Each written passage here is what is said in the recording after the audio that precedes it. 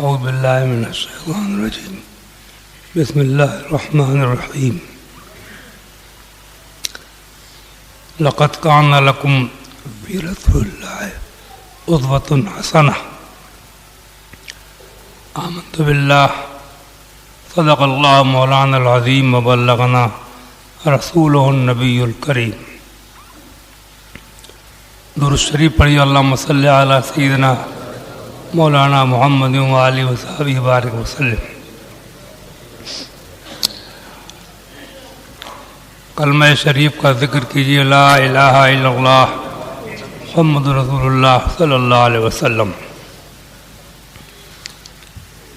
آج میں نے آیت کریمہ کا ایک ٹکڑا تلاوت کیا۔ ارشاد فرمایا گیا، لقد کان لکم فی رسول اللہ اسوۃ حسنہ۔ اے لوگو، تمہارے لیے اللہ کے رسول کی مبارک زندگی میں بہترین نمونہ عمل ہے،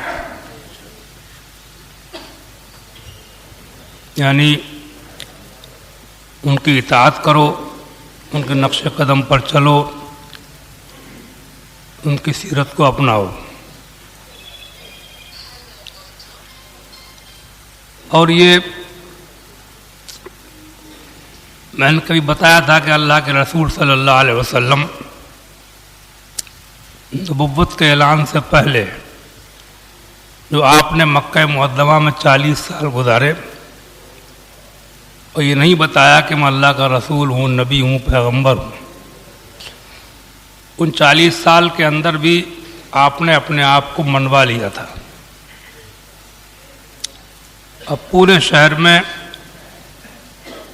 چھوٹوں میں، بڑوں میں، بچوں میں، عورتوں میں، مردوں میں، جوانوں میں، بوڑھوں میں، گھر والوں میں، باہر والوں میں یہ بات مشہور تھی، اور اس بات کا گھر گھر ذکر ہوتا تھا کہ مکے میں کوئی سب سے اچھا انسان ہے تو محمد ہے،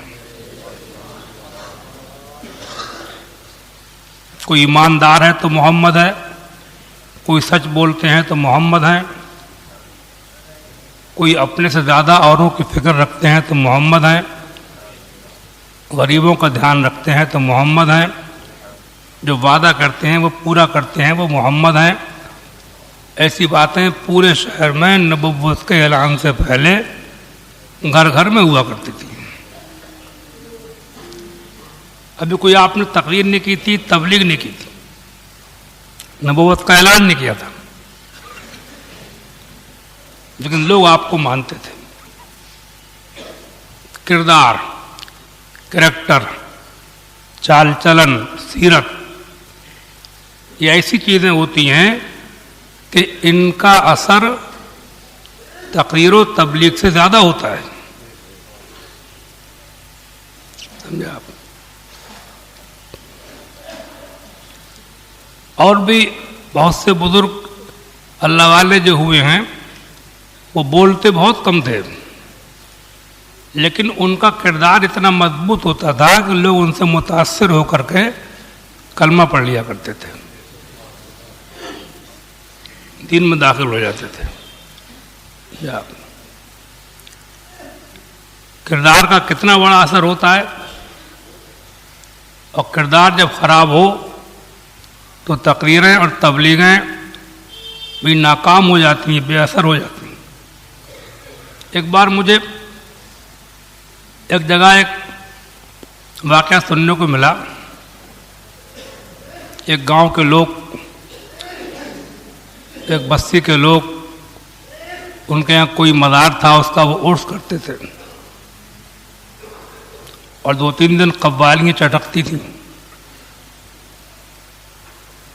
قوالی اپنے مذہب اہل سنت کے خلاف ہے، جائز نہیں ہے، کیونکہ اس میں باجا وغیرہ ہوتا ہے، مزامیر ہوتے ہیں، تالیاں بجتی ہیں، اور قوال لوگ عام طور سے زیادہ تر بے نمازی اور فاسق ہوتے ہیں۔ تو وہاں کے امام صاحب جو ایک مقبول آدمی تھے، جو ان کو مانتے تھے، انہوں نے لوگوں کو سمجھایا کہ تم بجائے قوالیاں کرانے کے جلسہ کراؤ. کوشش کی، لوگ مان گئے، جلسہ ہوا. ایک مولانا صاحب کو دعوت دی، انہوں نے 25,000 روپے طے کیے، آئے، تقریر کی. صبح کو انہیں وہ رقم دی گئی تو انہوں نے یہ کہہ دیا کہ یہ میں نے کہہ دیا تھا، کچھ اور بڑھا دو. امام صاحب تھا، کمیٹی والوں سے بات کر کے اس میں اضافہ کراؤ 10,000 روپے کا. انہوں نے کمیٹی والوں سے کہا امام صاحب نے،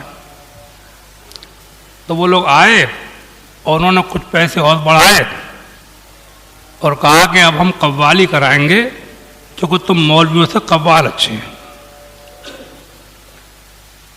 اب وہ عوام کل انعام، وہ یہ تو نہیں کہہ سکتا میں کہ مولویوں سے قوال اچھے ہیں، مگر ان پر کردار کا اتنا کردار جو ہوتا ہے نا آدمی کا، وہ سب جب وہ لالچ کی بات انہوں نے کری تو انہوں نے سمجھ لیا کہ یہ مولانا اندر سے کیا ہے، اوپر سے کیا ہے.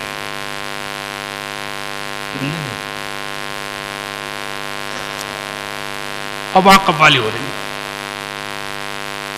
صرف مولوی صاحب کے لالچ اور دولت کی محبت کی وجہ سے، کہ دولت سے پیٹ ہی نہیں بھر رہا ہے. ایسی ایک واقعہ اور سننے کو ملا کہ ایک جگہ اور عرس میں قوالی ہوتی تھی کئی دن، اپنے علاقے کی بات ہے. تو وہاں کے مولویوں نے زور ڈالا، کمیٹی کو ٹھنڈا کیا کہ بھئی جلسہ کرائیں گے. وہ پہلے تو مانے نہیں، پھر بہت پریس پڑا، دباؤ پڑا، کہ ٹھیک ہے اب کوئی جلسہ کرا لو. جب جلسے کی بات ہو گئی تو سب سے پہلے ان لوگوں نے ایک شاعر کو دعوت دی، اس میں 35,000 روپے اس کے کھاتے میں پہلے ڈال دیے. سمجھے آپ؟ جب ان قوالی والی کمیٹیوں کو پتہ چلا کہ کوئی ایسا شاعر آ رہا ہے کہ جس کے کھاتے میں روپے ڈالے گئے پہلے سے، تو انہوں نے کہا کہ اب جس کے بس کی بات ہو جلسہ کرا لے، قوالی ہو گئی. سمجھے آپ؟ اب جس میں دم ہو جلسہ کرا کر کے جلسہ آ گئی. سمجھا؟ ایسے ایک واقعہ سننے کو ملا، ایک جگہ ہمارے مولانا لوگ جلسے میں گئے، وہاں بد مذہب دوسرے فرقے کے لوگ بھی تھے. تقریر کی، ان کا رد ہوا، صبح کو نذرانے کے پیچھے لڑنے لگے. دیکھا پھانکی. سمجھا؟ اتنے کرو اتنے کرو.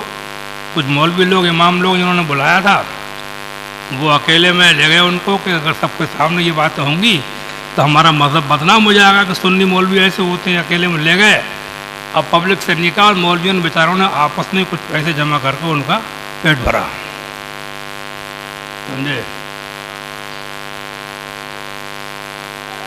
تو صحیح بات یہ ہے، مولوی تو مولوی.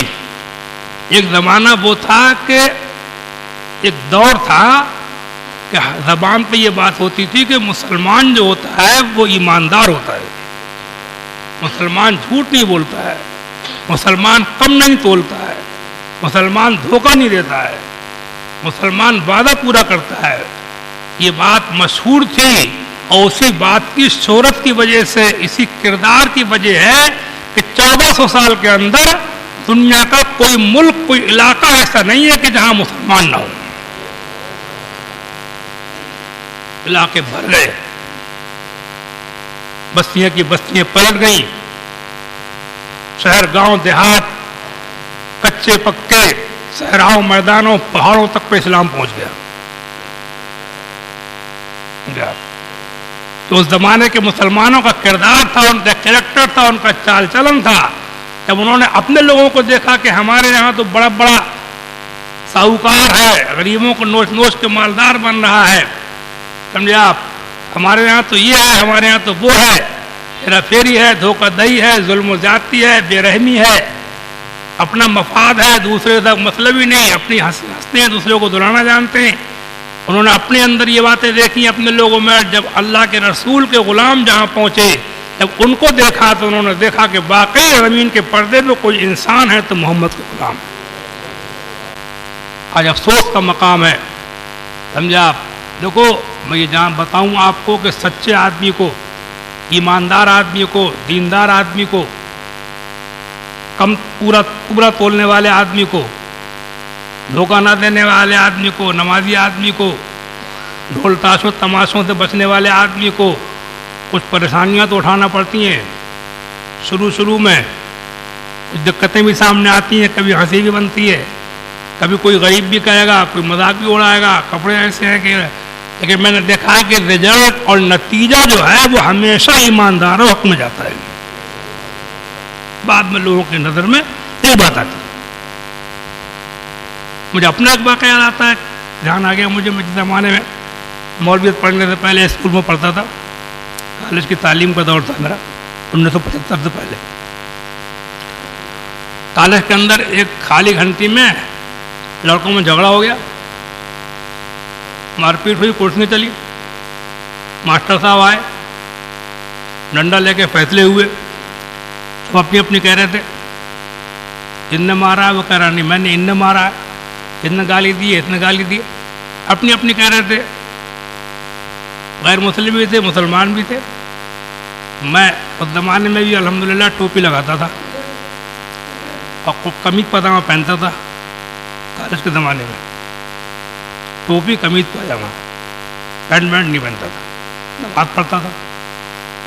یہ جامع مسجد جو ہے، یہاں کے جو امام سب لوگ ہوتے تھے ان سے میری دوستی ہوتی تھی، بڑے بوڑھوں سے میری دوستی ہوتی تھی وہاں جو بیٹھتے تھے مسجد میں۔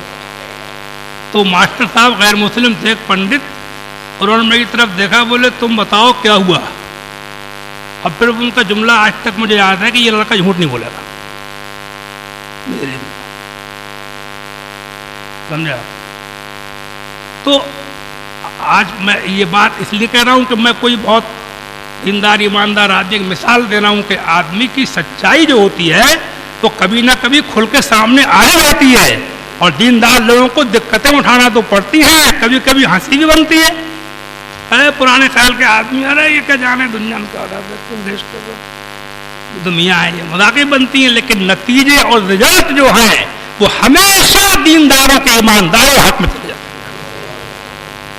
بعد میں دنیا کو یہ کہنا پڑتا ہے کہ واقعی انسان ہے تو یہی ہے، ان سے معاملات بھی کرنا چاہتا ہے آدمی اور ان کی باتوں کو مانتا ہے، سمجھا آپ؟ ہمارے رسول کی سیرت میں یہی تو بات تھی کہ جب آپ نے کوہ صفا پر کھڑے ہو کر کے اسلام کا اعلان کیا تھا، دین کا اعلان کیا تھا، ایمان لانے کی دعوت دی تھی، تو آپ نے کیا کہا تھا کہ اے لوگو، میں پہاڑ کے اوپر ہوں، تم نیچے کھڑے ہو، اگر میں تم سے یہ کہوں کہ اس پہاڑ کے دوسری طرف سے لشکر تم پہ حملہ کرنے کے لیے تیار کھڑا ہوا ہے، کیا تم میری بات کو مانو گے؟ لوگوں نے کہا کہ اے عبد المطلب کے پوتے، ہم نے کبھی آپ کو جھوٹ بولتے نہیں دیکھا ہے، اگر آپ ہم سے یہ کہیں گے کہ پہاڑ کے اوپر میں لشکر دیکھ رہا ہوں جو تم پہ حملہ کرنا چاہتا ہے تو آپ سچے ہیں، ہم یقیناً آپ کی بات پر عمل کریں گے۔ پھر آپ نے ان کو ایمان کی دعوت دی کہ جب یہ سچا جانتے ہو تو سنو، آپ نے یہ اللہ کے علاوہ کوئی معبود نہیں ہے، میں اللہ کا رسول ہوں، سمجھا؟ دعوت دی تو لوگ مخالف بن چکے۔ ہوتا یہ ہے کہ جو بات اپنے نفس کے خلاف جاتی ہے آدمی کے، پھر وہ مخالفت کرنے لگتا ہے، مگر رزلٹ پھر وہی نکلا، نتیجہ پھر وہی نکلا۔ آج دن بدلتے رہے، تاریخ دن دوہراتے رہے، اور وہ دن آیا کہ دن بدن مسلمان بنتے رہے، کلمہ پڑھنے والوں کی تعداد بڑھتی رہی، نمازوں کی سب لمبی ہوتی چلی گئی، حضور مکے سے مدینے چلے گئے، پھر فتح مکہ ہوئی، اور حجۃ الوداع کے موقع پر آپ نے اعلان کر دیا کہ آپ نے آج کے بعد کسی بت کی پرستش نہیں ہوگی۔ انقلاب آ گیا۔ آخری حج کے موقع پر عرفات کے میدان میں ٹیلے پہ کھڑے ہو کر کے جو آپ نے واس کیا تھا، اس کے اندر یہ اعلان کیا تھا، پورے عرب میں اسلام پھیل چکا تھا، لوگ حج کرنے آئے ہوئے تھے، ان کے سامنے آپ اعلان کر رہے تھے آج کے بعد ایک خدا کے علاوہ کسی کی پرستش نہیں ہوگی، اور تمام سودی قرضوں کو میں نے ختم کر دیا۔ سودی قرضے چلے آ رہے تھے، وہ سب میں نے ختم کر دیے، تمام جاہلیت کی تمام رسموں کو میں نے اپنے قدموں سے روک دیا۔ خدا کی آیت نازل ہوئی، الیوم اکملت لکم دینکم واتممت علیکم نعمتی ورضیت لکم الاسلام دینا۔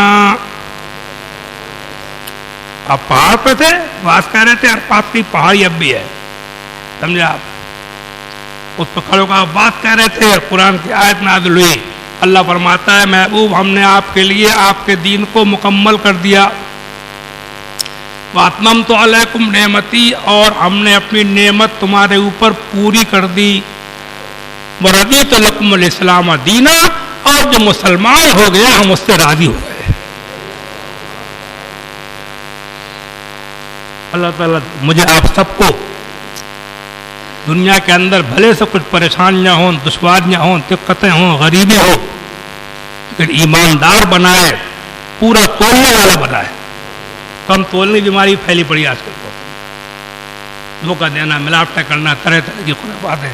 काहे के लिए? मालदार बनने को, कोठियां बनाने को, भारी शादियां करने को। अरे भारी शादियों से, उम्दा बिल्डिंगों से, भारी शादियों से और बढ़िया कपड़ों से अगर इज्जत मिलती होती तो अल्लाह के रसूल से बड़ा इज्जत वाला कौन है? आपने जिंदगी गरीबों की से क्यों मारी थी? यहां एक बात आई है, मसला ये बता दूं, इन नजरानों की बात जो आई थी, लंबे लंबे नजराने तय करते हैं मौलवी लोग, तो उसमें यही बता दूं कि उनको तो कहते हैं कि वो तय करते हैं, डलवाते हैं, लेकिन जिस पैसे का लेना मना है उसका देना भी मना है।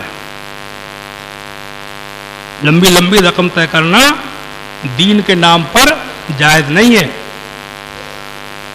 अपनी जरूरत के लायक दे सकता है थोड़ा बहुत, और जरूरत के लायक तो मैं समझता हूं एक रात में 2000 भी बहुत है, 5000 भी बहुत है। जो 20-25 हजार ले रहा है वो जरूरत के नहीं, बल्कि वो मालदार बनने को ले रहा है। तो लंबी लंबी रकमें ये खातों में डलवा रहे हैं, पहले से तय कर रहे हैं। इसमें ये न समझे आपके मौलवी गलत है, वो कमेटी वाले भी गुनाहगार होंगे, चंदा करके दे रहे हैं। जो पैसा लेना नाजायज होता है वो देना भी नाजायज होता है। सोचते हो कि मौलवियों की बुराई करके हम चंद बैठ जाएंगे, समझे, मजे लेने के लिए, चटखारे के लिए, कूद फांद के लिए, उछल उछल के तफरी आएगी ना, मजा नहीं आया, सब मजे के लिए हो रहा है सब। हाँ? अल्लाह ताला हमारे उल्मा को भी अपना खौफ अता फरमाए और हमारे अवाम के दिलों में भी अपना डर खौफ पैदा फरमाए और हमें सही माना में दीन और इस्लाम पर चलने की तौफीक अता फरमाए। अस्सलामु अलैकुम व रहमतुल्लाहि व बरकातहू।